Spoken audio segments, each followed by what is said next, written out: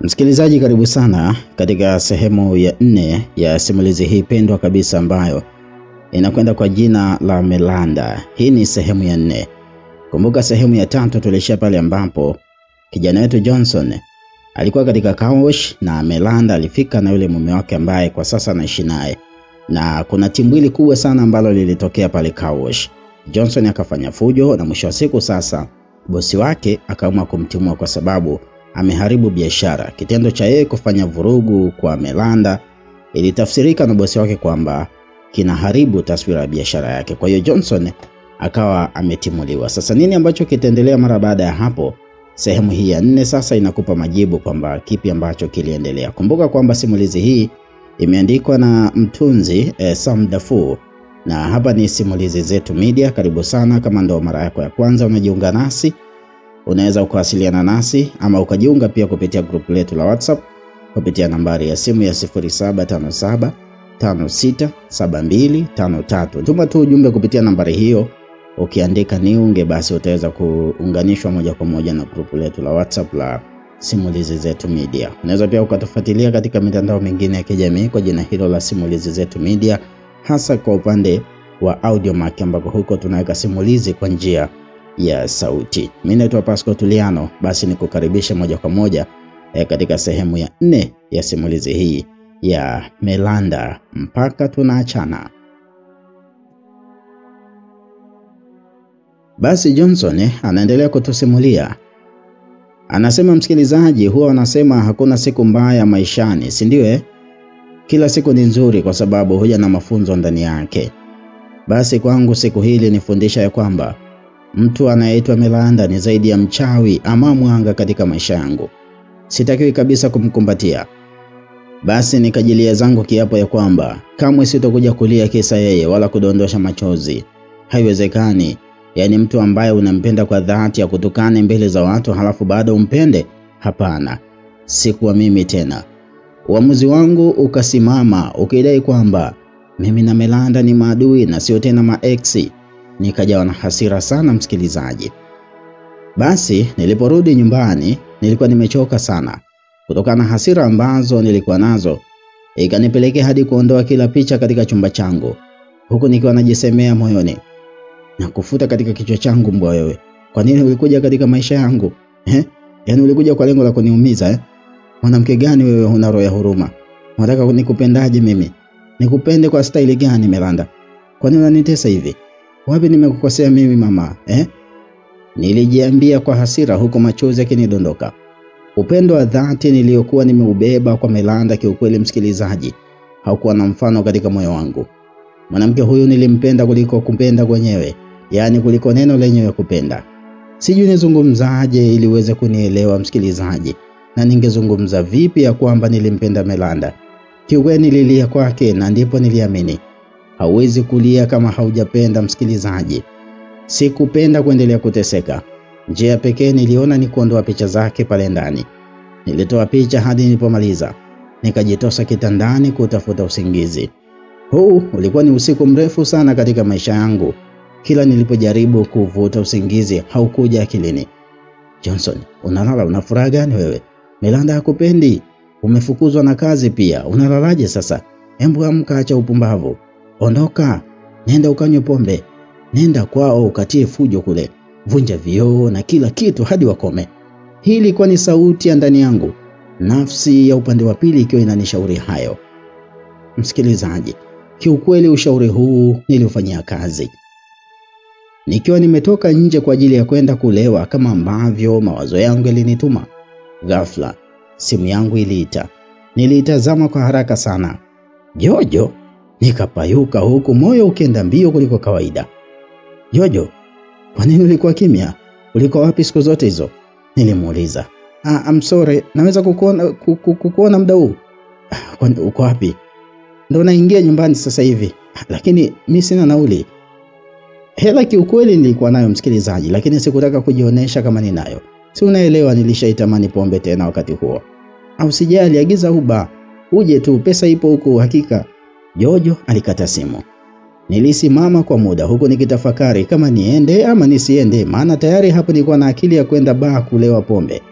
Kilichokuwa kinanipa ugumu ama ukakasi, naweza kusema kwamba ni vile Jojo alivyokuwa kimya siku zote hizo. Alikuwa wapi? Kwa nini awe kimya kwa kipindi chote hicho? Je, alienda wapi?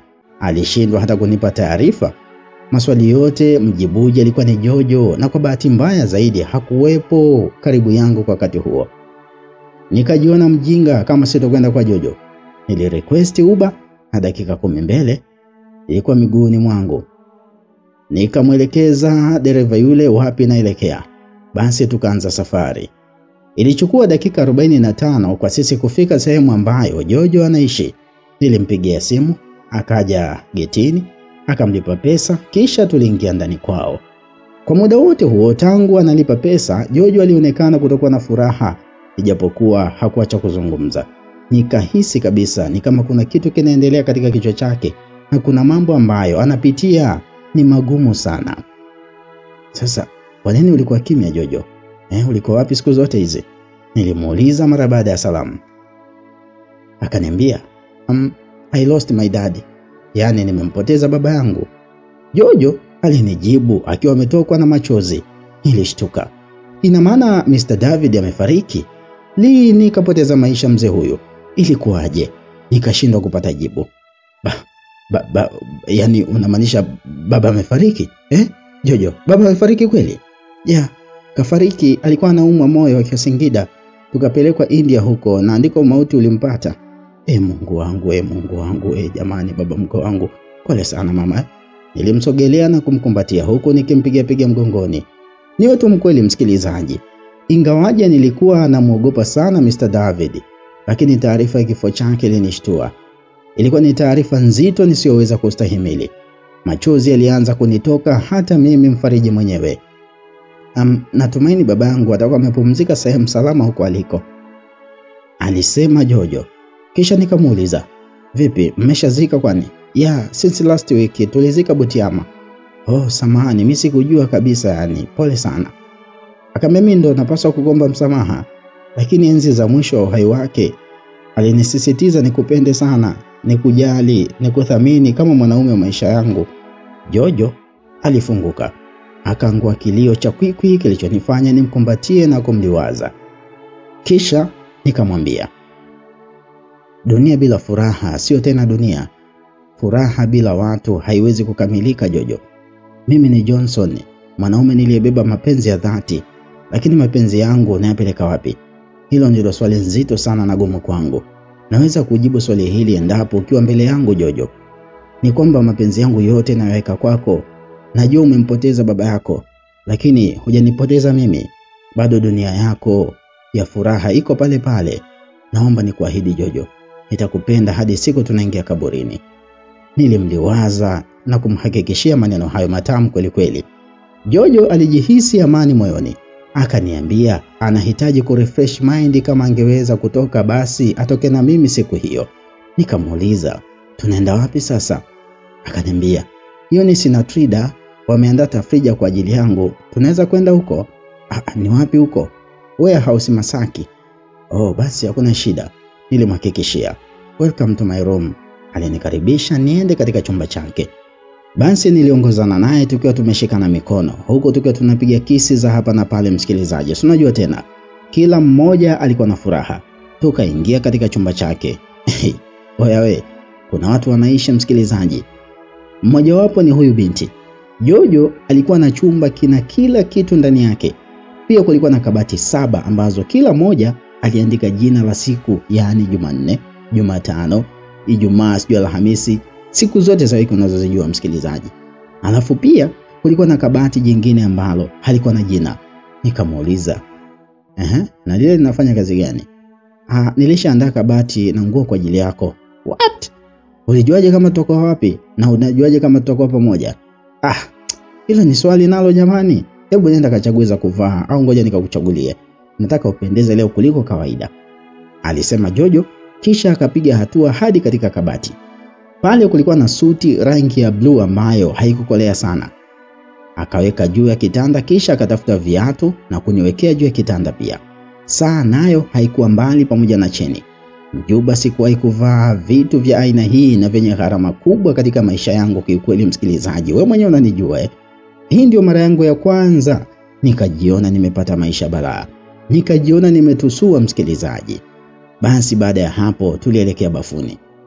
Kule bafuni kulikuwa na kitu kinaitwa bath tube ambayo sikuwahi kuogea hapo kabla wala kuingia na kuoga. Kiufupi ni vile kama sijui hata nikuelezaje msikilizaji. Bwana we, umeelewa? Au utaelewa huko mbele nitakapozidi kusimulia. Basi bwana, mimi nikawa muoga. Nani aonekane mshamba sasa katika jambo hili? Kwanza huwa nasikia hizi mashine muda wote zinapiga shoti unakufa. Sasa nife kisa kuoga kwa mara ya kwanza? Thubutu. Basi nikamwambia Jojo, kama kuna maji ya kuchuruzika tu ni vyema tukaenda kuoga huko kuliko huko kwenye hayo bus tube yao. Mimi siataki. Nikamwambia, bwana baby, mimi napenda yale yanayochuruzika bwana, achana na huko kuingia kwenye tubu hayo. Baby, humo ndani hatunaga maji ya hivyo bwana. Kwa nini usioge haya tu? Haya, basi sawa, haina shida. Nilijipa ukomavu na kwenda kuoga. Kuna maisha fulani hivi niliona nimejipatia msikilizaji. Matajiri wanafaidi mno kiukweli. Basi tulioga hadi tulipomaliza huku tukichezeana na baada ya hapo tuliondoka kuelekea warehouse Masaki. Hapo kuna vitu nimeviruka wala sitakusimulia msikilizaji, umejiongeza mtu mzima Haya. Basi tulifika Masaki kwa ajili ya hiyo tafrija ambayo alikuwa ameizungumzia. Pati za kishua huwa zinakuwa pati kweli kweli msikilizaji. Sio hizi za Uswahilini vigodoro hivi. Yaani mtu hujakaa sawa mara simu yako imeibiwa, sijui kulia kuna ugomvi wanagombania bwana, yani shagara bagara. Washua bwana, wao wanaita kupoa. Hakika tulikuwa tumepoa msikilizaji. Watu mbalimbali walikuwa ukumbini, huku kila mmoja akiwa na hamu ya kuniona mimi. Naweza kubakia na Shem darling? Ni Eunice huyo, alizungumza akinitoa katika mikono ya Jojo. We Eunice, umemwitaje? I mean Shem. We usitake tugombane. Sijui kama unanisikia. Basi nisamee shosti. Kuwa naye makini, sitaki umwache.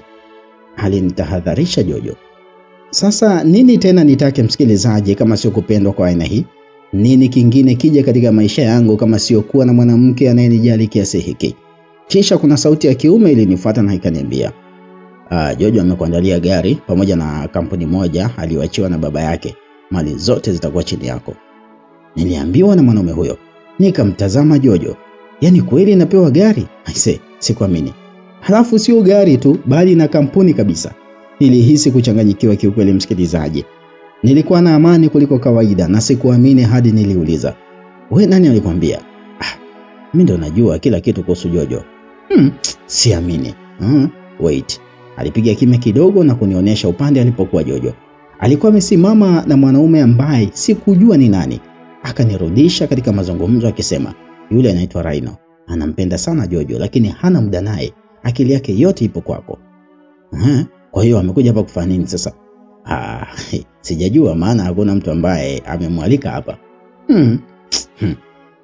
Chana naye, ni chizi yule. Alinisihi mwanaume yule ili niweze kumpuuza, lakini sikutaka kumsikiliza.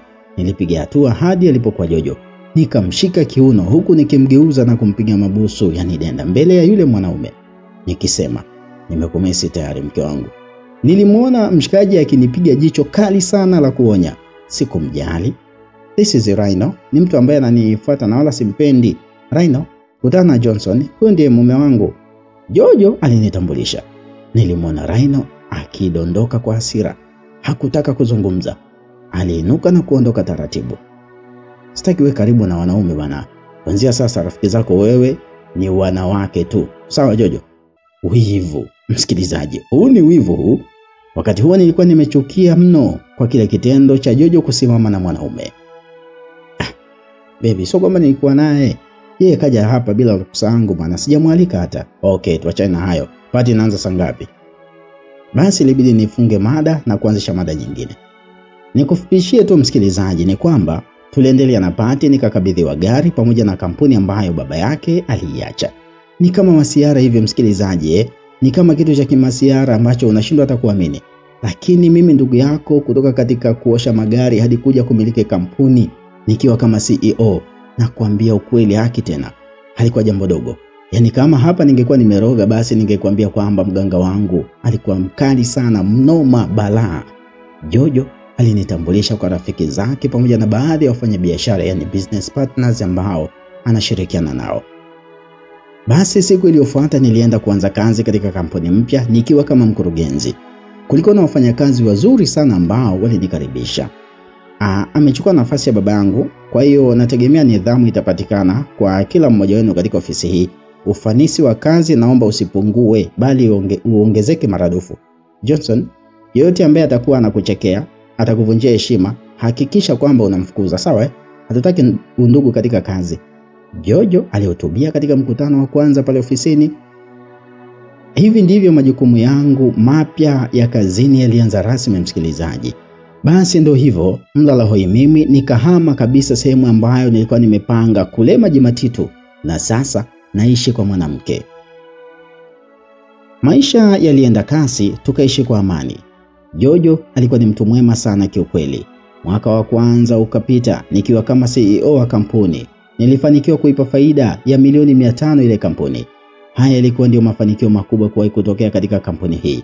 Mafanikio ambayo hayakuwahi kufikiwa hapo kabla.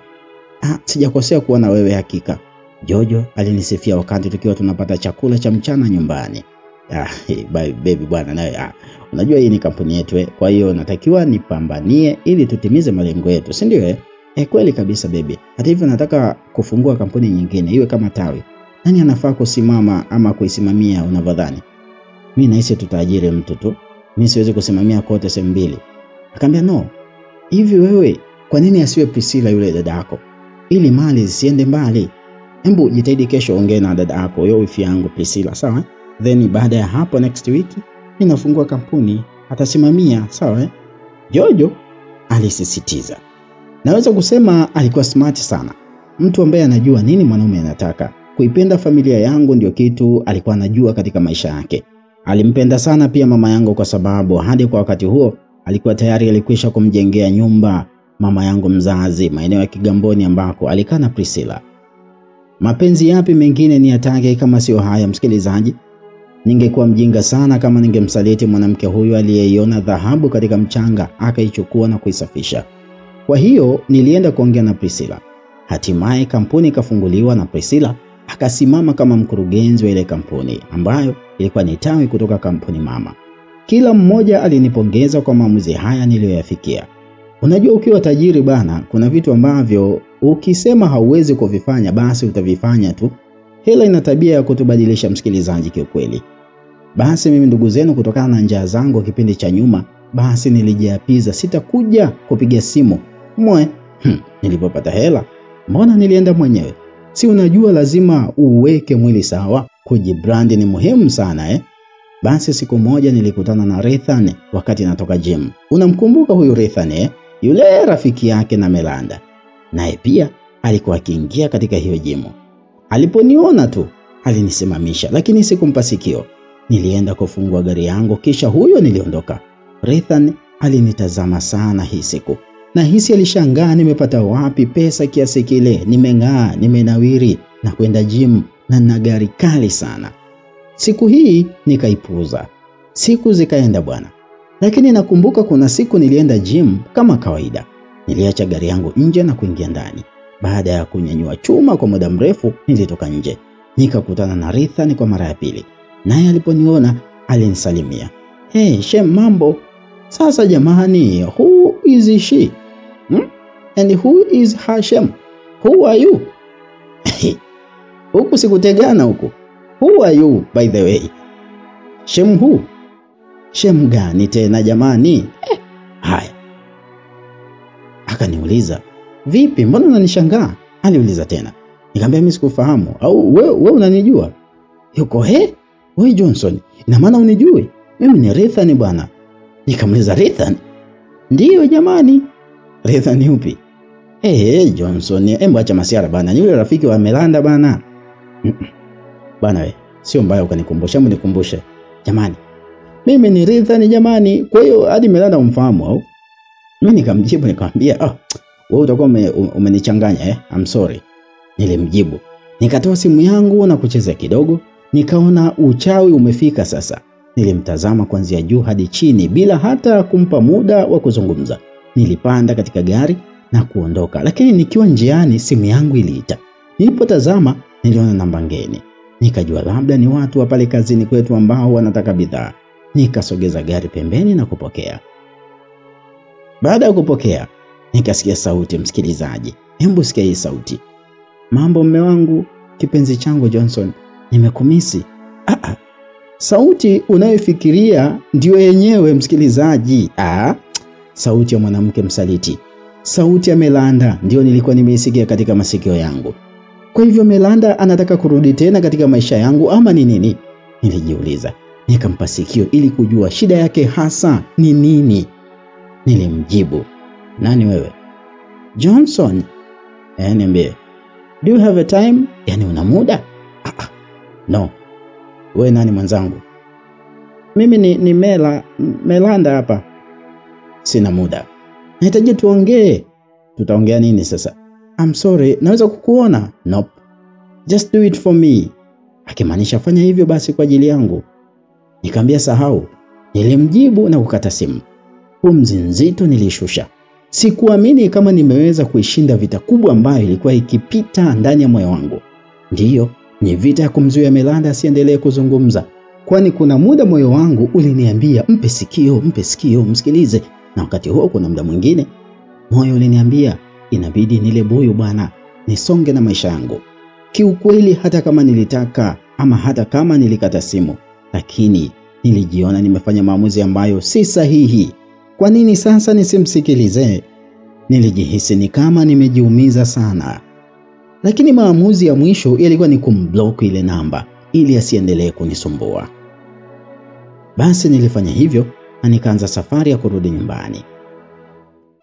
Nilirudi nyumbani nikafanya mambo yangu ya hapa na pale. Tulikuwa na dada wa kazi ambaye aliitwa Roland.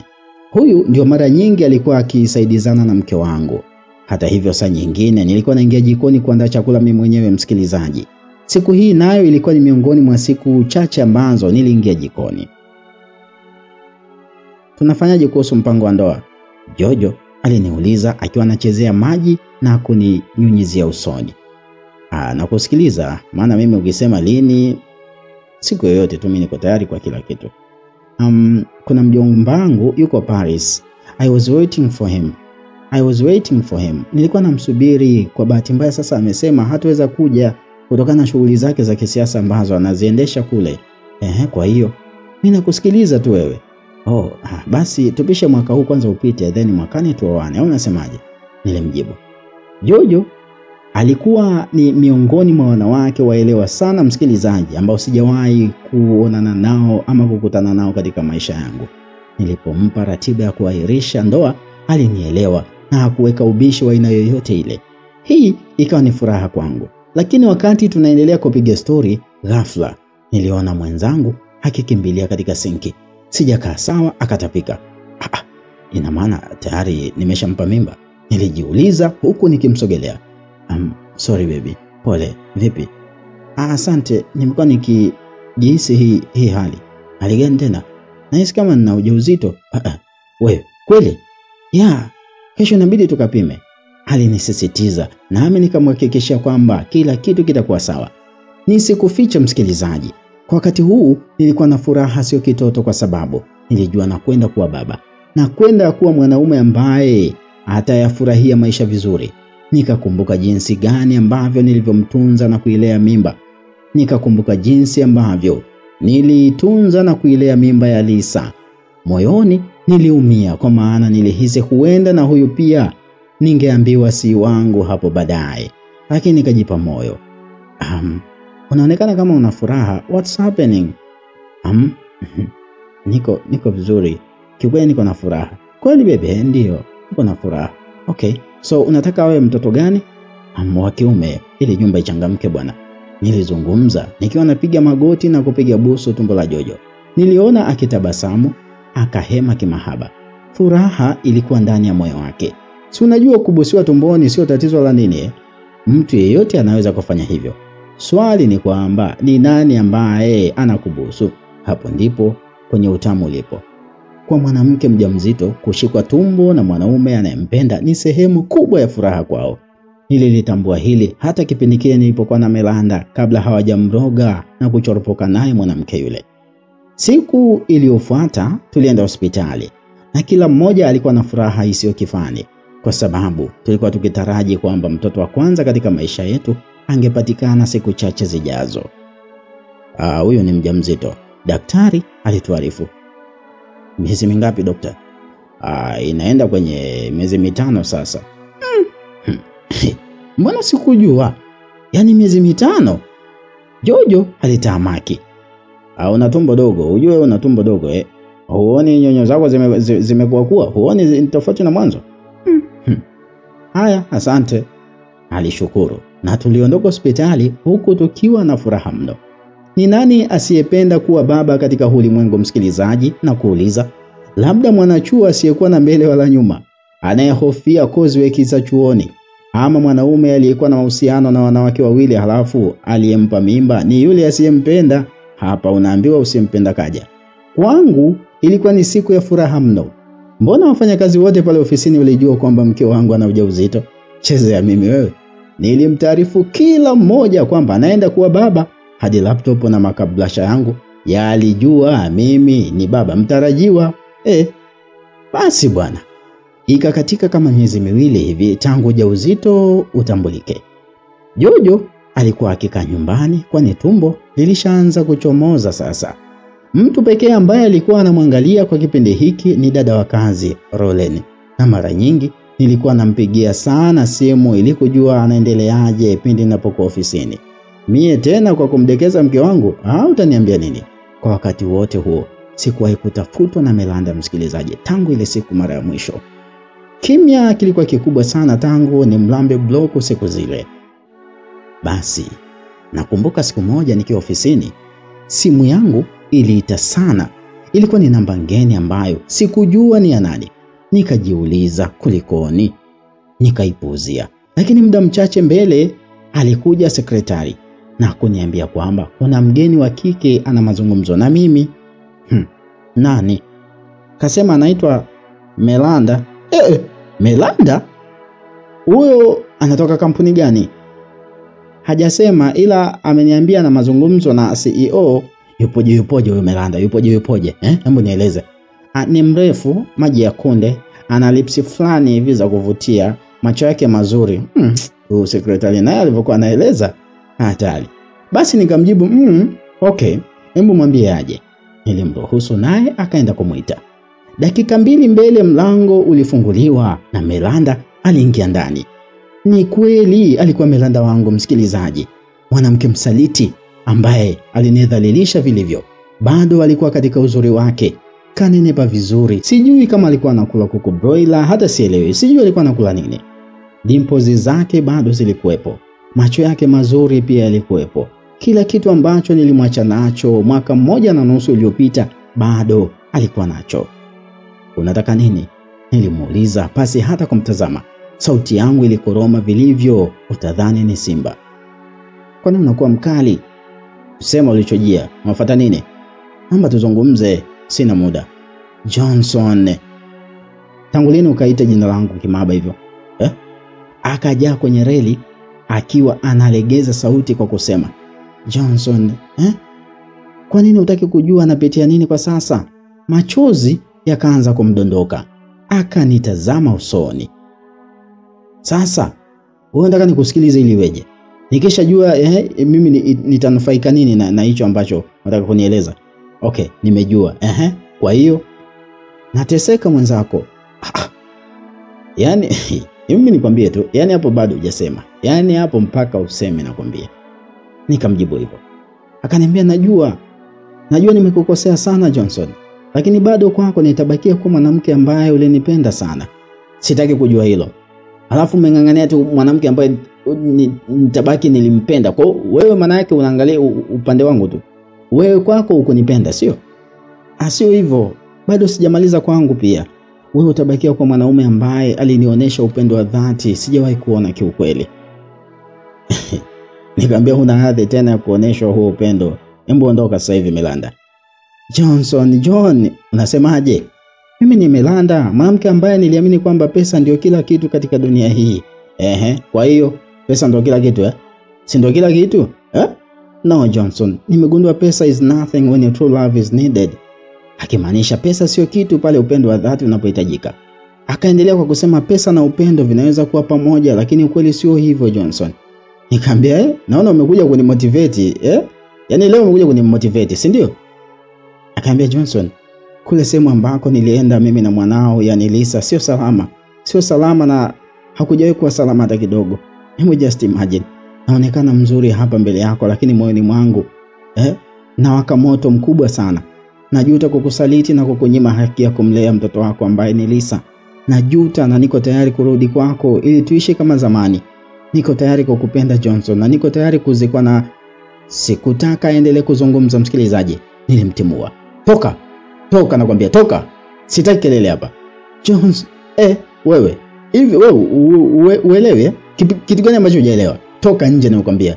Johnson, bwana wewe usiniletee uchulo hapa, hebu toka.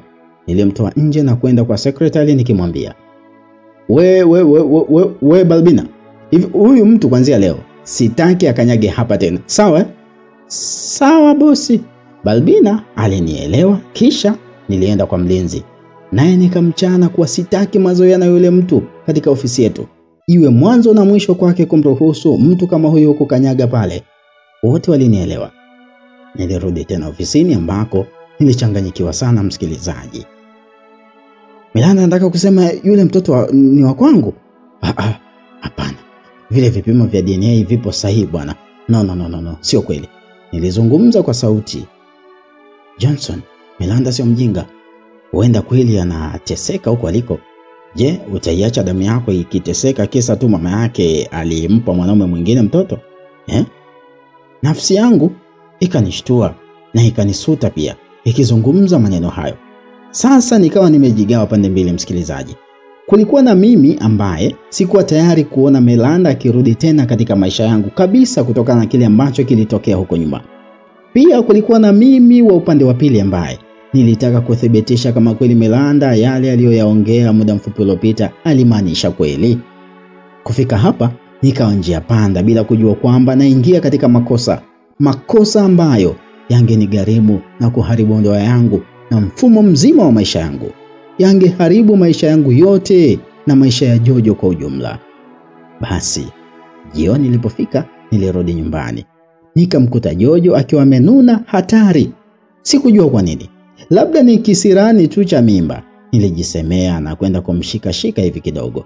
Lakini alinipangusa mikono yake akanitazama kwa hasira. Hakuwa na tabia ya kuchukia wala kununa tangu nilipomjua mwanamke huyo. Akaniuliza, Melanda alikuja ofisini? Melanda? Hujasikia au? Lakini nini? Amekuja au hajaja? Hapana. Nikaongopa kwa kuhofia kwamba ningesema ukweli ningejifunga zaidi. Nilimfahamu Jojo kama mwanamke mwenye wivu sana. Kama alinikataza kutozoeana na wanawake hata rafiki zake, je, ningemwambia Melanda alikuja pale ofisini kwangu, unadhani nini kingetokea? Nilimficha. John, unaniongopea? Unaniongopea wakati Balbina akasema kila kitu. Huyo Melanda amekuja ofisini kwako, mkaongea ofisini, hafu akaondoka. Bwana wewe, labda Balbina amechanganya bwana. Hawezi kuchanganya hata siku moja. Yupo pale tangu nikiwa mtoto. Niambie, mliongea nini na Melanda? Sasa, tuliongea nini sasa wakati ya kuja jamani, tuongea nini mtu ajaja? John, usiniongopee tafadhali nakuomba. Wewe ni mwanaume ambaye nakupenda sana na ninakuamini kuliko kawaida. Ukianza kuniambia uongo sasa hivi, nitakuogopa. Sawa, alikuja. Then swali likaulizwa. Likanikaba kooni, hata la kujibu sikuwa nalo msikilizaji. Baada ya Jojo kuniuliza lile swali, nilijikuta napata kigugumizi nisijue nitamjibu nini. Kisha akasema, Johnson, nahitaji kujua Melanda alifuata nini ofisini kwako. Unajua Balbina sio mwongo Sio mwongo kabisa. Kwa hiyo naomba useme tu alijia nini ofisini kwako. Ikabidi nimwambie, alikuja kuomba partnership kwenye kampuni yetu. Ukweli nilidanganya. Maana niliona nikisema ukweli basi kitanikuta kitu. Kiufupi kitanilamba. Maana Jojo alikuwa very serious wakati huu. Baada ya kumwambia vile, kidogo alitulia na kushusha pumzi ambayo mwanzo ilikuwa inatoka kwa shida kutokana na jazba aliyokuwa nayo. Sasa kwa nini ulikuwa unakataa? Au kwa sababu ni ex wako ulijua nitachukia? Na kweli ndio ningechukia. Kama alikuwa amekuja kwa ajili ya kuomba sijui mrudiane au nini, kwa kweli ningechukia. Lakini alikuja kwa ajili ya biashara tu. Najua, lakini nakuomba sana Johnson. Moyo wangu na maisha yangu yote nimeyakabidhi kwenye mikono yako ambayo naamini ni mikono salama. Naomba usiniumize na kuamini sana. Jojo aliongea kwa hisia na kuonesha na maanisha kile ambacho alikuwa akikizungumza. Basi sikuwa na shida tena. Niliona ndo wakati ambao nahitaji kuwa naye karibu zaidi, kwani hata siku zake za kujifungua zilikuwa zipo karibu kufika. Nilimsogelea na kumkumbatia na nilimhakikishia kwamba hakuna kitu kingine kitakachotokea kuhusu mimi na Melanda, kwani hata hilo ombi lake sikuweza kumkubalia. Kiukweli nilimdanganya. Unajua nilifanya hivi kwa mambo mawili msikilizaji. Mosi, sikutaka ajue ukweli, na pili, moyoni mwangu kulikuwa na roho inayohitaji nimfuatilie Melanda kwa undani zaidi. Hii ni nafsi ambayo ikanizamisha katika kiini cha uongo daima msikilizaji. Nafsi chafu hii inaweza kuiita. Basi siku zilisonga. Hatimaye miezi ya kujifungua ikafika kwa mke wangu tangu siku ile nilipoachana na Melanda. Nikala kiapo cha ukatili moyoni mwangu kuhusu mrembo huyu kutomuona eneo nililopo. Ofisini sikuwahi tena kumpa nafasi ya kunisogelea, japo kitu alichoniambia kwa namna moja au nyingine kilikuwa kinanipa mawazo. Lisa ni damu yangu. Kweli? Hili swali liliendelea kuumiza mtima wangu. Nikachanganua akili, lakini kwa kweli kila nilivyojaribu kutafakari, nilijikuta nikiwa na akili mbili ambazo moja iliniambia nimtafute Melanda nijue ukweli kuhusu jambo lile kuhusu Lisa, na akili nyingine iliniambia kwamba Melanda ananiongopea. Ukweli nilikuwa sielewi msikilizaji, nilikuwa njia panda. Unaweza kuniona kwamba nilikuwa nafanya mambo ya kijinga ambayo naonekana kama mtoto mdogo nisiyekuwa natambua zuri au baya. Lakini hiki kitu sikutaka kukipa nafasi ndani ya nyumba yangu kuhofia kuleta sintofahamu kwa Jojo.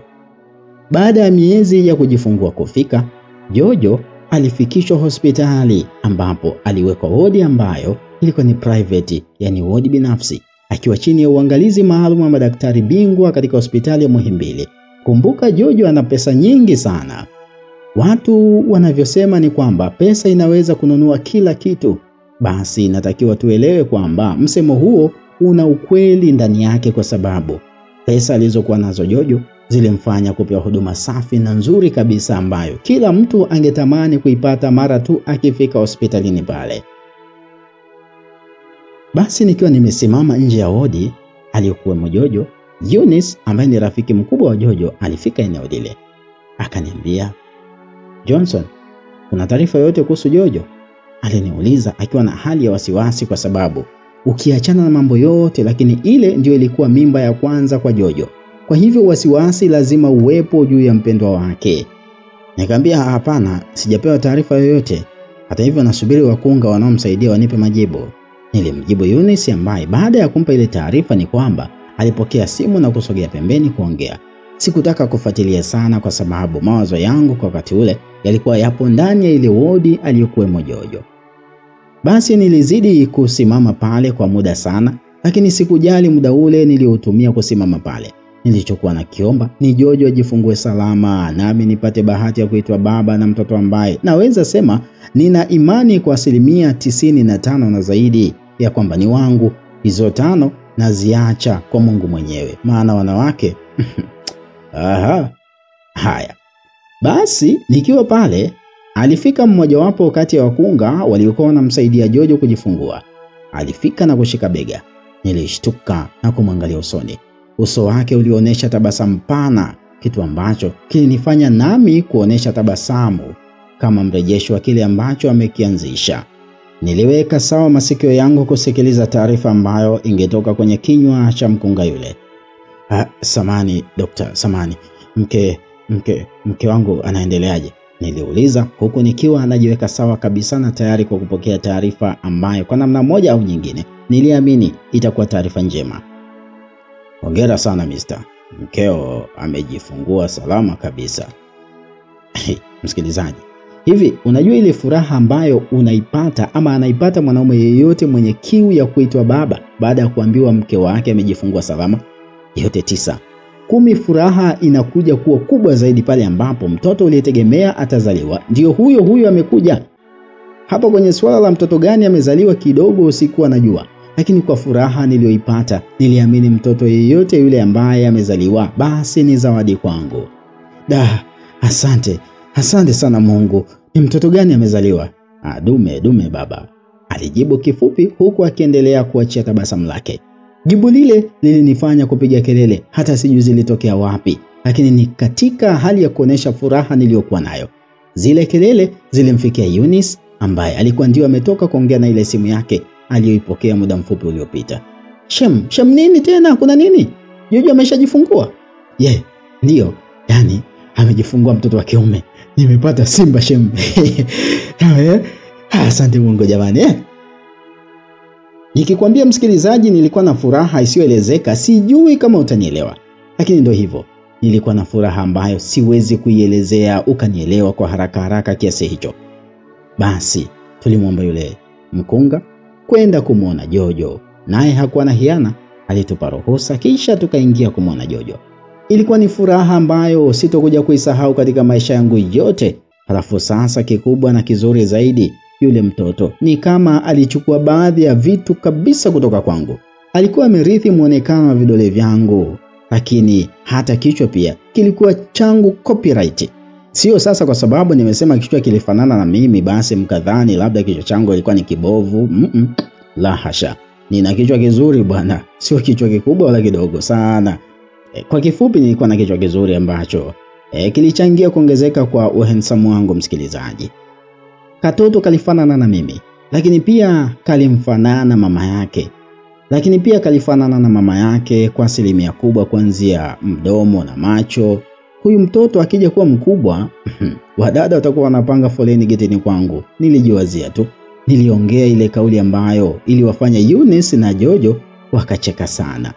Basi ilifika muda tukaruhusiwa kurudi nyumbani na maisha mengine yaliendelea, huku nikianza kuonja ladha kamili ya kuwa baba. Nilifurahi sana msikilizaji. Baada ya miezi miwili kupita, siku hii nilikuwa ofisini kwangu nikiendelea na kazi za hapa na pale. Simu yangu iliita na jina lililosomeka kwenye skrini ya simu yangu ilikuwa ni Rolen, yule mfanyakazi wa nyumbani kwetu. Nilipoipokea ile simu na kusikiliza sauti ya upande wa pili ilisikika. Shem za kazi? Safi, niambie. Hakuna mtu alikuja hapa nyumbani kukuulizia? Mtu? Nani? Anasemaje? Dada yako alikuwepo? Niliuliza maswali mfululizo. Hapana, dada hayupo, amempeleka mtoto kliniki, lakini huyo mgeni amejitambulisha kwa jina la Melanda na Melanda? Nilimkatisha Rolen, maana kusikia tu jina la Melanda akili yangu ikaruka. Ikarudi kwenye ile swala iliyoniambia miezi kadhaa iliyopita kwamba Lisa ni mwanangu. Amesemaje? Niliuliza nikitaka kujua alichokisema Melanda. Ameacha namba zake za simu hapa, anataka kuongea na wewe, ndio alichokisema hicho. Alafu amesema ni muhimu sana. Ameongea mambo mengi lakini nililolielewa zaidi ni kuhusu mtoto. Amesema kwamba mtafute ili muongee kuhusu mtoto. Mtoto? Nilishtuka. Maana kama Melanda ameweza kumwambia Rolen kwamba tuongee kuhusu mtoto, hii si inamaanisha amemwambia kwamba nimezaa naye. Si ndio maana yake hivyo msikilizaji? Hapana. Hii sio sawa. Nahitaji kuongea na Melanda vizuri. Kwa nini niongee naye sasa? Sio kwamba nakosea. Sikosei kweli hapa msikilizaji. Nafsi yangu ikanisuta sana. Nikahisi nampenda bado. Sasa sijui nifanyaje. Yaani mimi huyu nilianza kumwonea huruma mtoto ambaye walisema sio wa kwangu kwa kinywa chao. Mapenzi haya msikilizaji. Acha tu. Niliwaza sana, lakini nilimwambia Rolen lile swala lisifike kwa Jojo maana ingeleta shida. Basi zilipita siku kama 3 nikiwa na mawazo sana na sikujua nifanye kitu gani msikilizaji. Nilichukua ile namba ya Melanda na kuisave, lakini kila alivyokuwa akipiga simu nilikuwa sipokei wala kujibu message. Hali hii iliendelea takribani kwa muda wa siku 6 mfululizo bila mawasiliano mazuri kati yangu na Melanda. Kile kitu alichoniambia kilikuwa kinaniumiza sana akili yangu, na mara nyingi hata meseji zake zilikuwa ni kusisitiza tuongee kuhusu mtoto, yani Lisa. Basi siku moja usiku nikiwa nimelala na Jojo huku tukipiga stori za hapa na pale kuhusu maisha yetu, simu yangu iliita na jina lililosomeka ni Melanda. Nilishtuka lakini nikajifanya kama hakuna kitu hivi. Simu iliita zaidi ya mara 3. Mwisho Jojo aliamua kuniambia nipokee. Baby, mbona simu inaita sana na haupokei? Si upokee sasa. Achana nao bana, wasumbufu tu hao. Wanapiga simu usiku hivi hawajui ni muda ambao natakiwa kuwa na familia yangu? Wewe bwana wewe na jamani. Lakini amepiga sana huyo mtu bwana, mpokea bwana. Wewe unajua mtu ana shida gani usiku wote huo? Jojo aliongea sauti ambayo ni kama ilikuwa inanibembeleza kupokea ile simu, huku akiwa anaisogelea ili aweze kuichukua na kunipatia. Lakini niliwahi na kuichukua kisha nikaizima kabisa. Why this Johnson? Aliuliza akiwa ni kama mtu asiyekuwa anaelewa nini ambacho kinaendelea. Nothing baby. Ni watu tu wa kazi tu. Lakini muda huu ni muda wetu mimi na wewe bwana. Please calm down. Achana nao watu. Okay, lakini waambie basi wazingatie muda. Yaani kama ni muda wa kazi basi watumie vizuri na sio kupiga simu usiku kama hivi watu tumetulia na familia bana. Nikamwambia usijali mke wangu, nimekuelewa. Basi nilimkisi Jojo kwenye paji lake la uso pamoja na mwanetu kisha tukalala usiku huo. Basi kesho yake asubuhi wakati najiandaa kwenda kazini, nilipita sebuleni ambapo nilikutana na Rolen. Akanisimamisha. Kisha akaniambia, "Shem, jaribu kuwa makini na huyu Melanda." "Kwa nini?" "Atakuharibia mahusiano yako na Jojo na ukumbuke sehemu aliyokutoa Jojo. Angalia usije kujutia maamuzi ya kuwa karibu na huyu mwanamke." Sawa nimekuelewa. Nilimjibu kisha nikaondoka, maana niliona kama ananichanganya tu, na ukizingatia nampenda sana Melanda sana tu na tayari moyo wangu umeanza kumwonea huruma. Nilihisi kuvurugwa akili tu, hivyo nikaamua kuondoka zangu. Siku hii naweza kusema ilikuwa ni siku mbaya kwangu kwa sababu nilifanya kitu cha kijinga sana ambacho kwa upande mwingine kiliniletea majuto sana: usaliti.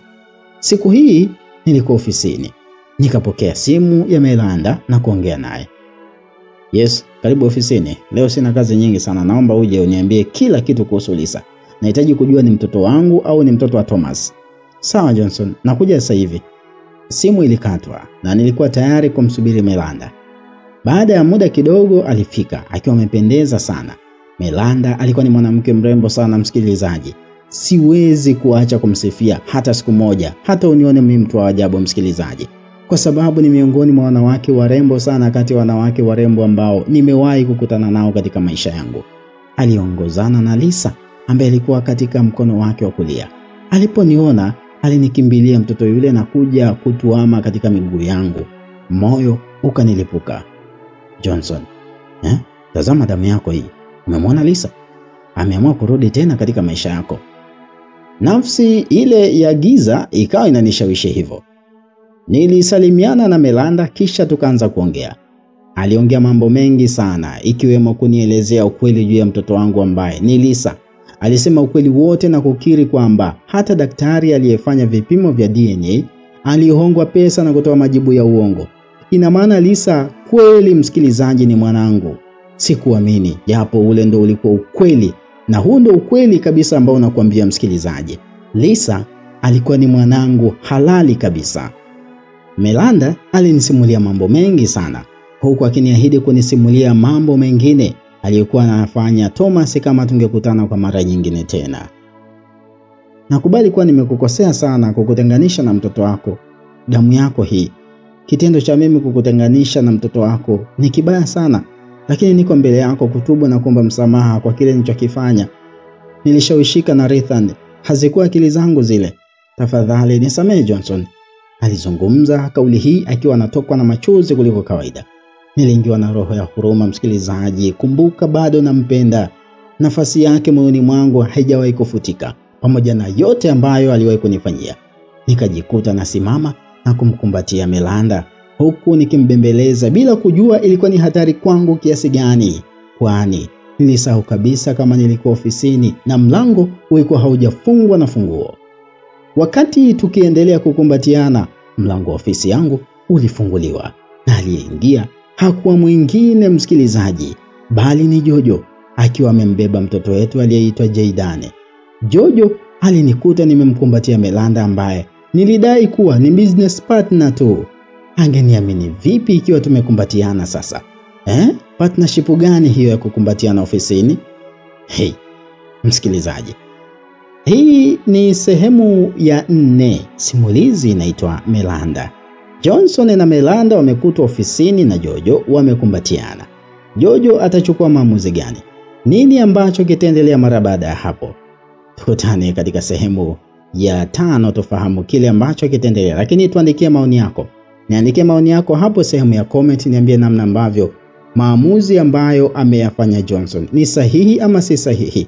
Yupi unatamani aendelee kuwa katika maisha ya Johnson, Melanda ama Jojo? Niandikie maoni yako hapo katika sehemu ya comment. Mimi nikwambia naishia hapa. Simulizi hii inaitwa Melanda Until We Break Up au Mpaka Tunaachana. Imeandikwa na Sam Dafu. Mimi naitwa Pasco Tuliano. Hapa ni Simulizi Zetu Media. Hakikisha umesubscribe kama ndo mara yako ya kwanza unajiunga nasi ili uwe mwanafamilia wa kudumu. Na pindi sehemu zinazofuata zitakapokuwa zinatoka utakuwa wa kwanza kuzipata msikilizaji. Unaweza kuwasiliana nasi pia kupitia nambari ya WhatsApp ya 0757567253. Basi tukutane sehemu ya 5.